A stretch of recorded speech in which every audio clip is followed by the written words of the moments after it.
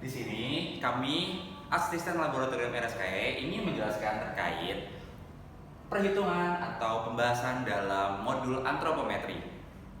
Terdapat 4 uji dalam modul antropometri. Yang pertama ada uji normalitas data, uji keseragaman data, uji kecukupan data, dan yang terakhir adalah uji persentil. Saya akan menjelaskan terkait uji normalitas data. Pertama, uji normalitas data sendiri itu adalah untuk menguji apakah data kita berdistribusi normal atau tidak, yang akan menjadi syarat untuk uji-uji selanjutnya. Yang pertama, step kita harus mencari nilai U, di mana nilai U sendiri sama dengan akar dari Pi per 2 dikali sigma XI. XI merupakan data ke I, yaitu adalah data tinggi badan, contohnya tinggi badan atau dimensi pertama, orang pertama, orang kedua, dan seterusnya.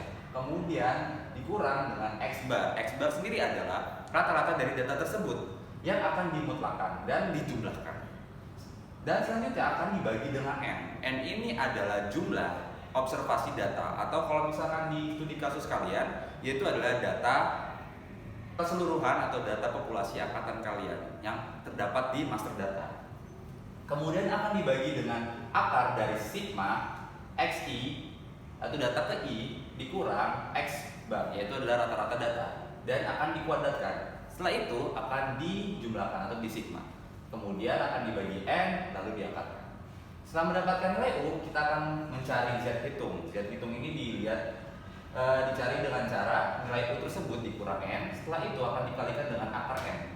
Kemudian dibagi dengan 0,2661. 0,2661 ini merupakan tetapan yang sudah ditetapkan. Dan kemudian N ini adalah sama seperti sebelumnya, adalah jumlah data observasi kalian, yaitu jumlah data angkatan kalian yang terdapat di master data. Kemudian setelah itu kita akan menguji normalitas, yaitu dengan cara minus Z alpha per 2 itu kurang dari Z hitung kurang dari Z alpha per 2, di mana Z hitung ini didapatkan dari nilai normalisasi nilai U. Kemudian alpha ini dicari, itu merupakan adalah level signifikansi, yaitu dicari dengan cara 1 dikurang tingkat kepercayaan. Contohnya ketika kalian dengan tingkat kepercayaannya itu adalah 95%, jadi jika didesimalkan menjadi 0,95, yang akan dicari nilai alfanya sama dengan 1 kurang tingkat kepercayaan, yaitu 0,95, yaitu adalah 0,05. Kemudian akan dibagi dengan 2 menjadi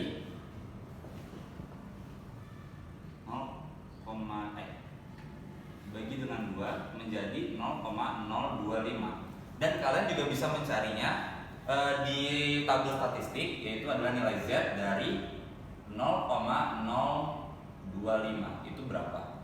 Atau kalian bisa cari juga di modul antropometri, sudah terlampirkan terkait tabel nilai Z. Kemudian kita akan lanjut ke bagian uji keseragaman data. Itu berfungsi untuk menguji apakah data kita seragam atau berada dalam populasi yang sama. Itu pertama kita harus mencari nilai rata-rata. Nilai rata-rata seperti yang kalian tahu, yaitu adalah X bar, di mana sigma dari semua data yang kalian telah input itu dibagi dengan N. Ini adalah jumlah populasi datanya. Kemudian setelah itu kalian harus mencari dari standar deviasi seperti terlampirkan dalam papan tulis. Kemudian setelah itu kita akan mencari BKA dan BKB. BKA sendiri itu adalah batas kendali atas, dan BKB itu adalah batas kendali bawah, di mana rumusnya telah terlampir di sini. Setelah itu kalian akan disuruh untuk membuat grafik. Grafiknya mungkin seperti sini, di mana ini merupakan data observasi, dan yang di sini adalah nilainya. Nah, contohnya jika BKB-nya itu adalah 4 dan BK-nya 4 dan BKB-nya contohnya 2, dan rata-ratanya itu sekian. Nah, habis itu kalian harus memplotting datanya, contohnya observasi pertama, kedua, ketiga, keempat, dan seterusnya. Yang pertama itu mungkin berada di sini, dan mungkin yang kedua itu berada di sini, yang ketiga mungkin berada di atas BKA, dan kemudian yang 4 berada di sini. Nah, jika kalian analisis untuk nilai yang ini, itu di luar dari batas kendali dan kalian harus analisis. Kemudian uji kecukupan data, itu merupakan uji untuk mencari apakah data yang kita cukup atau tidak. Dimana dengan cara mencari n aksen K per S akar N kemudian sigma dari XI kuadrat kemudian dikurang dari sigma XI dikuadratkan terus dibagi dengan sigma XI. Perbedaan ini dengan ini itu adalah dari posisi kuadratnya, apakah dia berada di dalam kurung atau tidak. Dimana jika dia berada di dalam kurung berarti data tersebut harus kalian kuadratkan lalu kalian jumlahkan. Jika dia berada di luar kurung berarti data tersebut harus kalian jumlahkan terlebih dahulu, setelah itu baru kalian kuadratkan dan kemudian dibagi dengan sigma XI, itu adalah jumlah keseluruhan data kalian. Setelah itu dari semua ini yang sudah kalian cari itu kalian akan kuadratkan.